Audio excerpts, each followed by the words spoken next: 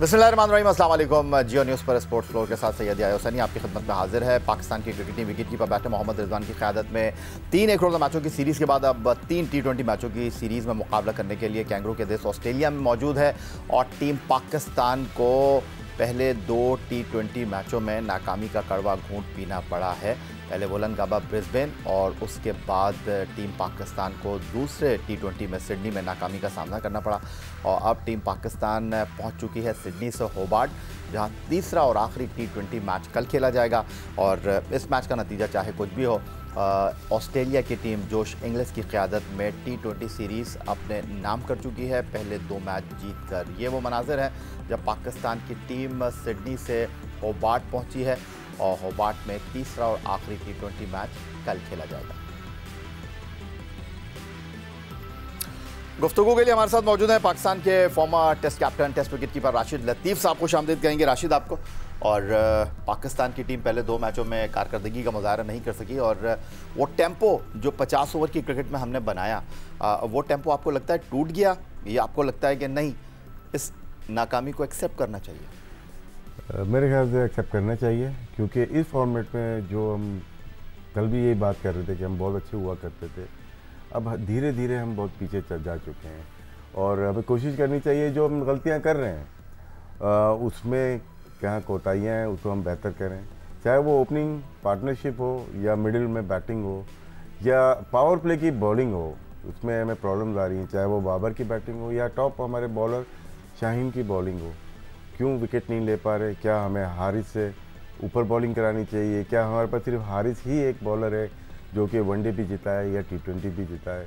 तो बहुत सारे सवाल 2 T20 दे गए, लेकिन इसमें हमें सीखना चाहिए कि हमें अपनी टीम को कैसे लेके जाना है। हमें मवाजना करना चाहिए कि ऑस्ट्रेलिया कैसे खेल रही है पावर प्ले या मिडिल में, इंडिया कैसे खेल रही है, साउथ अफ्रीका, न्यूजीलैंड और इंग्लैंड कैसे खेल रही है। सबको कामयाबियाँ नहीं मिलती, लेकिन फिर भी हमें उनकी तरह खेलने की कोशिश करनी चाहिए कि अब T20 है, ये वनडे क्रिकेट नहीं है। हमें अपने स्ट्राइक रेट हर में पावर प्ले में, मिडिल ओवर और डेथ ओवर में बेहतर करना होगा। ठीक हो गया जनाब। इब्तदाई कमलात पाकिस्तान के former test captain wicket keeper Rashid Latif साहब के आपने सुने और हम कल के तीसरे और आखिरी T20 मैच पर गुफ्तगू करें। हमारे साथ पाकिस्तान के टेस्ट ओपनर अहमद शहजाद साहब भी वीडियो लिंक पर लाहौर से मौजूद हैं और रोज़नामा जंग कराची के senior cricket sports correspondent Abdul Majid Bhatti video link पर कराची से हमें ज्वाइन कर रहे हैं। भट्टी साहब, खबरें ये आ रही हैं कि आकिब जावेद साहब जो हैं उनका फार्मूला काम कर गया। इंग्लैंड को पहला टेस्ट मैच हारने के बाद हमने शिकस्त दी अगले 2 टेस्ट मैचों में और उसके बाद हम लगभग 1 साल के बाद वनडे क्रिकेट खेल रहे थे और ऑस्ट्रेलिया को ऑस्ट्रेलिया में हमने हरा दिया है।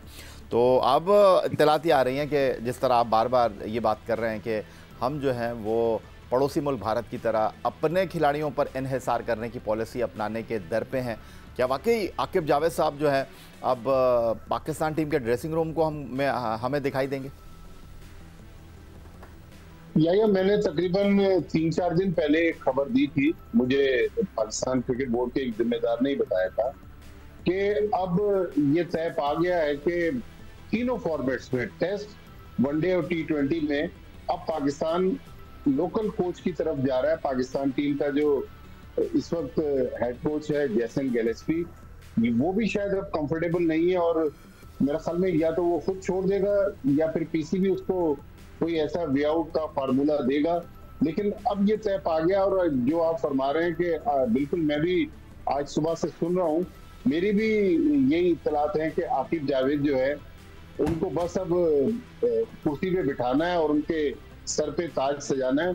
देखिए, हमें आकिब जावेद से कोई मसला नहीं है। आकिब जावेद माशाल्लाह लाहौर कलंदर्स को PSL के 2 टाइटल जितवा चुके हैं। जब सरफराज अहमद पाकिस्तान अंडर-19 के कप्तान थे तो उस वक्त वो पाकिस्तान अंडर-19 के हेड कोच थे, तो कोचिंग सलाहियतें तो हैं, लेकिन हमारे यहाँ एक तो हमारी पॉलिसियों में तसलसल नहीं है। मेरे ख्याल में एक बार PCB आए, वंस फॉर ऑल हमें बता दे कि जी अब हमने लॉन्ग टर्म ये पॉलिसीज बनानी है। आकिब जावेद को अगर रखना है तो क्या आकिब जावेद आर्जी अरेंजमेंट है, क्योंकि एक तरफ तो आकिब जावेद को सिलेक्शन कमेटी में लेकर आया, कन्वीनियर बनाया गया, फिर आकिब जावेद के बारे में इत्तलात हैं कि वो खुद ग्रासरूट क्रिकेट पे काम करना चाहते हैं। NCA का इंचार्ज बनाया जा रहा था, उनको नदीम खान की जगह अब ये जिम्मेदारी सौंपी जा रही है। तो मुझे मिसबाह-उल हक याद आ गए कि कुछ साल पहले जब कोविड आया तो मिसबाह-उल हक पाकिस्तान में हर चीज की जिम्मेदारी मिसबाह-उल हक को दी जा रही थी। मेरे ख्याल में आज जो राशिद भाई अभी बात कर रहे हैं, आज हम जिस मकाम पे खड़े हैं उसकी वजह है कि हमारी पॉलिसियों में तसलसल नहीं है, हम लॉन्ग टर्म पॉलिसियां नहीं बना रहे। ठीक हो गया माजिद भट्टी साहब। अहमद, आपको अगर मैं ऑन बोर्ड ले लूं, और माजिद भट्टी साहब जो तसलसल की बात कर रहे हैं, सैयद मोहसिन रजा नकवी साहब जब से पाकिस्तान क्रिकेट बोर्ड के सरबरा बने हैं, तब्दीलियों का एक सफ़र है जो थमने का नाम नहीं ले रहा। कभी गैर मुल्की कोच, कभी सिलेक्शन कमेटी तब्दील हो रही है, कभी कप्तान तब्दील हो रहा है, और आकिब जावेद उनकी ख्वाहिश है कि वो नेशनल क्रिकेट एकेडमी में काम करें, जो हमारे पास इत्तलात ये हैं।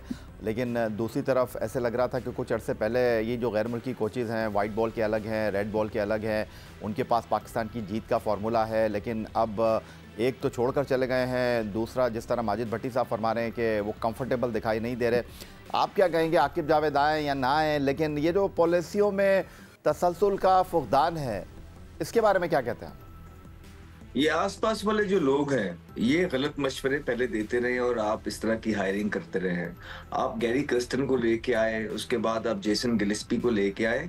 प्लेयर्स बड़े समझदार और शार्प हो गए हैं, वो आके इनको घेर लेते हैं कोचेस को, और इनको अपनी बातों में उतार लेते हैं। और फिर ये जो गोरे कोचेस होते हैं, इनको हमारी अंदरूनी पॉलिटिक्स का बिल्कुल भी आइडिया नहीं है। और पाकिस्तान इस टाइम उस लम्हे से गुजर रहा है कि टीम के अंदर बहुत सारी चीजें ठीक होने वाली हैं और ये सिर्फ एक लोकल बंदे को ही पता हो सकता है। तो इसके लिहाज से आकिब जावेद एक बुरी चॉइस नहीं होंगे, एज लॉन्ग एज वो टीम के भले के लिए काम करें। वो ये ग्रुपिंग और ये सारी पर्सनल माइलस्टोन्स को पीछे रख के, और ये जो बड़े बड़े नाम बने हुए हैं जिनकी वजह से हम जीत नहीं पा रहे और नाम बड़े हैं, तो उनको भी जो है सामने लेके आए और यंगस्टर्स को मौके दे और ऐसी टीम खड़ी करके दे जो हर जगह जाके फ्लरिश करे, एटलीस्ट लड़ती हुई नजर आए। तो अगर तो वो ये करने के लिए आ रहे हैं, क्योंकि पता उनको सारे, और उनके बयान भी इस टाइम टीवी पे पड़े हुए हैं कि किसके बारे में वो क्या कहते रहे हैं, कि किसको कहते थे कि आउट ही नहीं करना।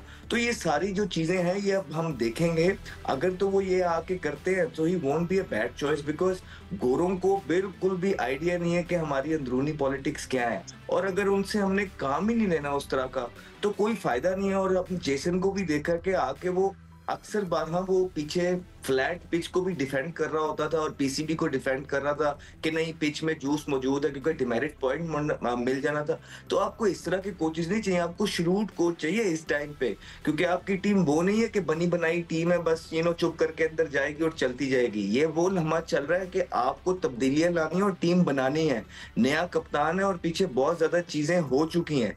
तो आई डोंट थिंक कि आकिब जावेद बुरी चॉइस होंगे, गिवन कि वो किस लिहाज से काम कर रहे हैं अंदर। पाकिस्तान क्रिकेट में सियासत कैसे होती है और पाकिस्तान क्रिकेट में कौन क्या आगे आकर कहता है, कौन पीछे से डोरियां हिला रहा होता है, ये राशिद लतीफ़ साहब से ज़्यादा बेहतर कोई जानता नहीं है। बहुत सारी चीज़ों को इन्होंने बहुत करीब से देखा है।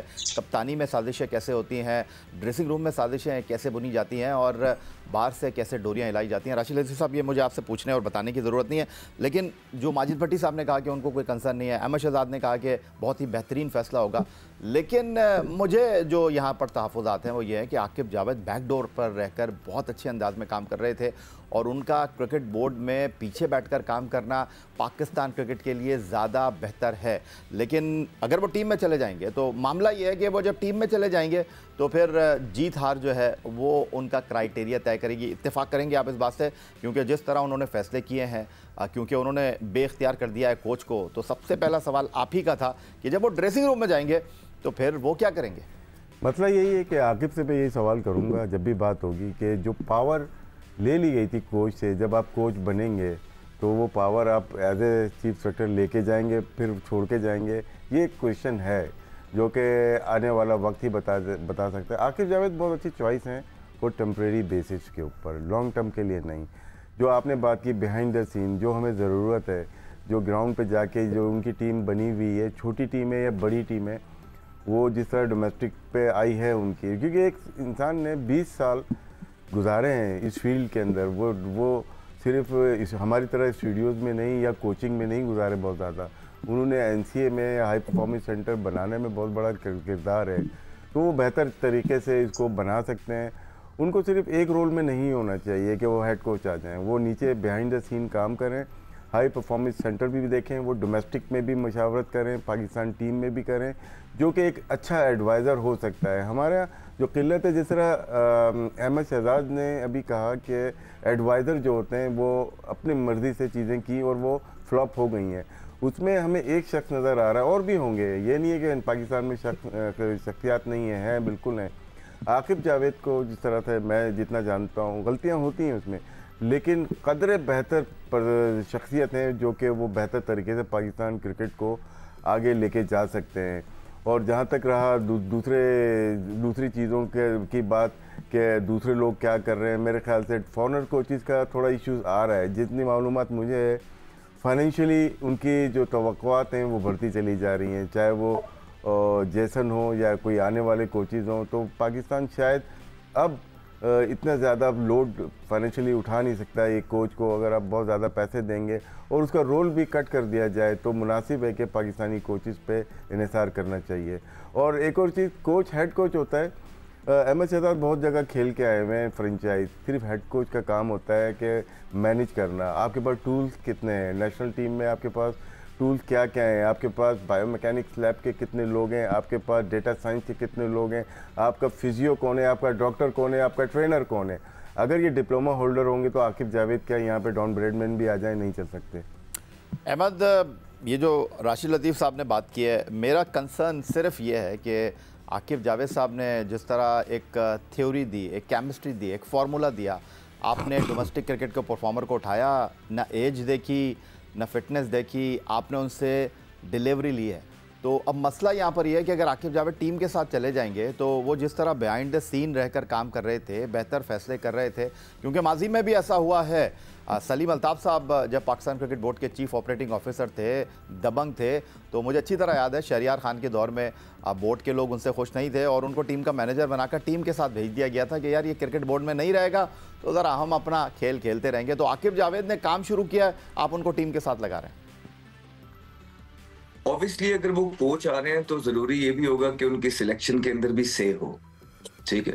एट द सेम टाइम आके वो करना क्या चाह रहे हैं टीम के अंदर, ये बहुत इंपॉर्टेंट है।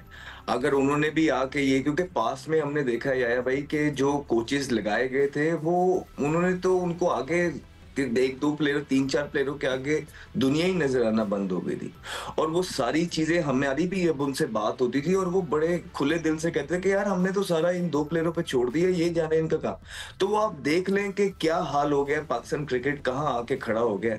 तो कोचिंग का काम सिर्फ ये नहीं होता कि आपके दो प्लेयर हैं उनके पीछे आप खड़े हो गए, जिम में उनकी तस्वीरें लगा दी बड़ी बड़ी। तो ये सारी चीजें हमें पास के अंदर देखने को मिली है कि आप 3 प्लेयर्स की अगर तस्वीरें लगा देंगे पूरे एनसीए के अंदर, बाकी तो वैसे ही मर गए। आपने तो टीम को इक्वालिटी लेके आनी है टीम के अंदर।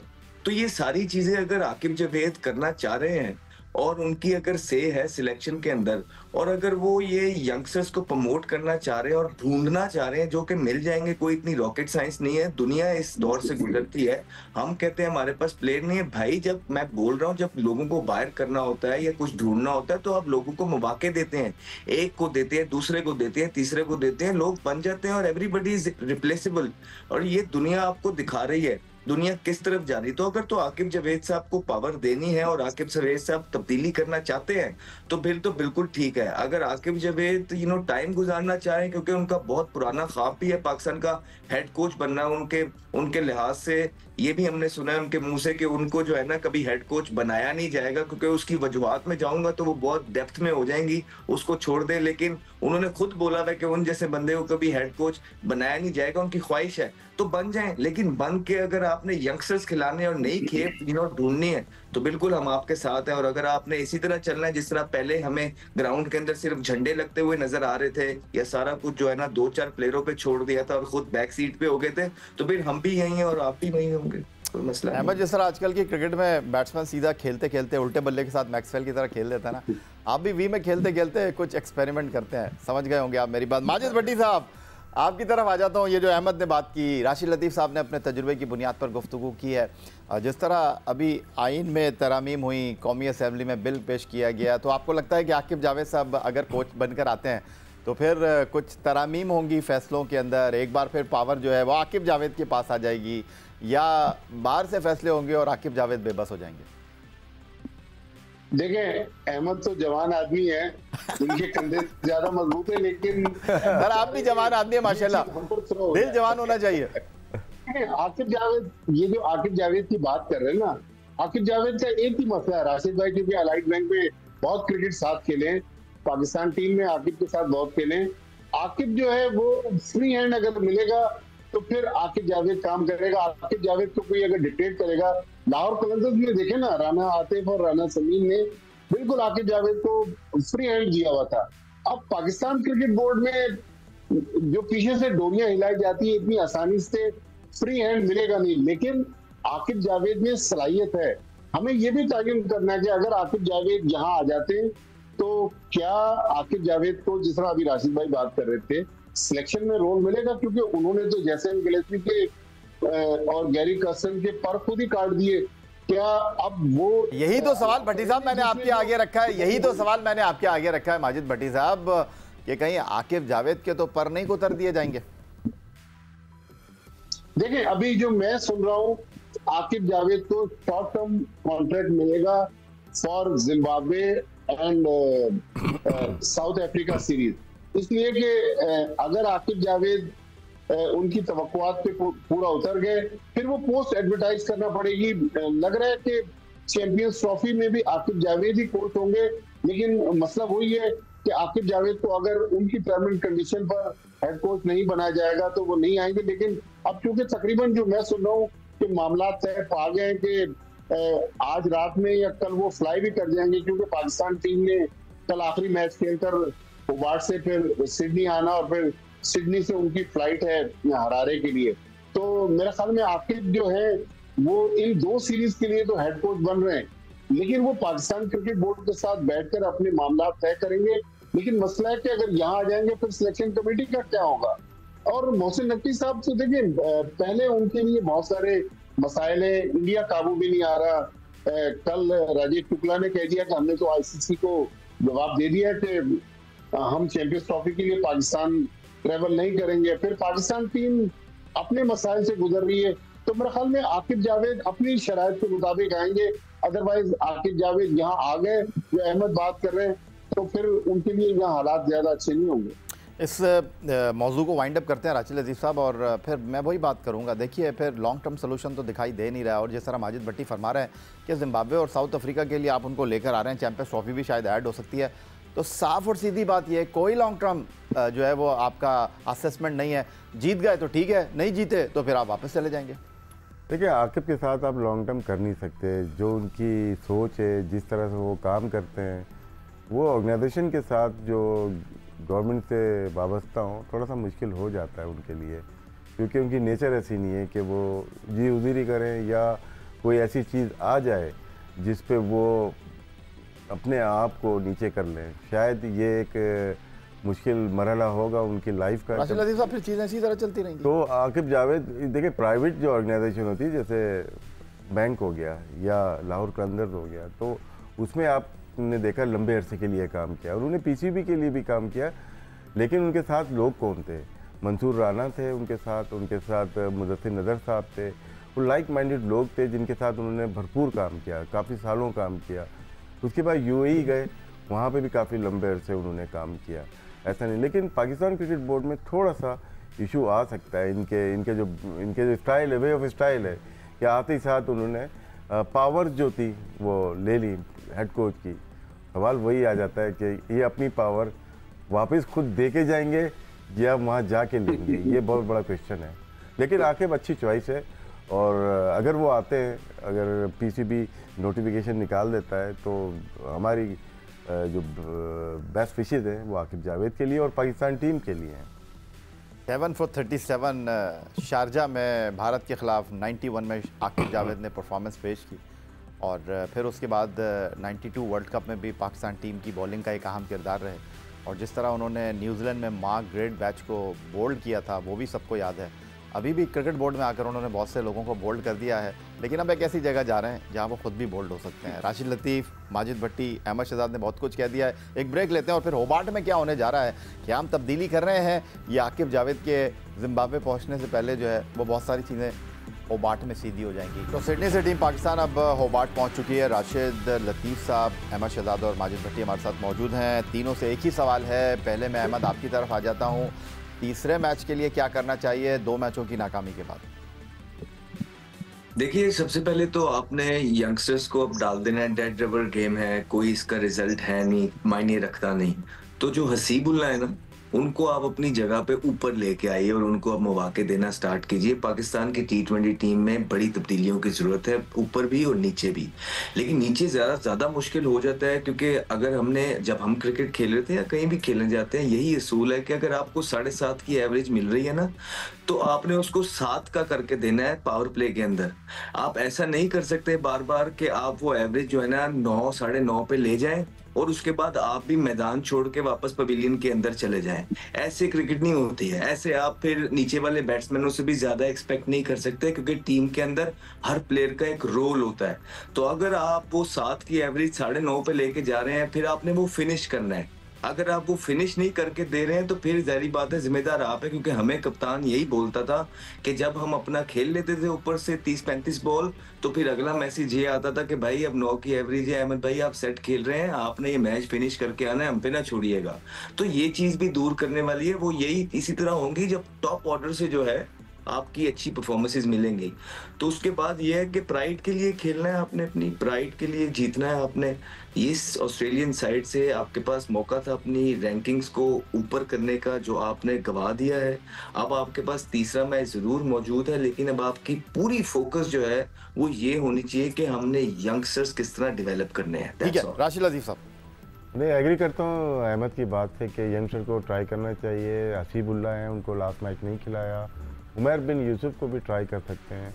यहाँ से कंटिन्यूएशन होगी जिम्बाब्वे के लिए, यही लोग खेलें। और शायद हमें बॉलिंग में भी थोड़ी तवज्जो देनी होगी।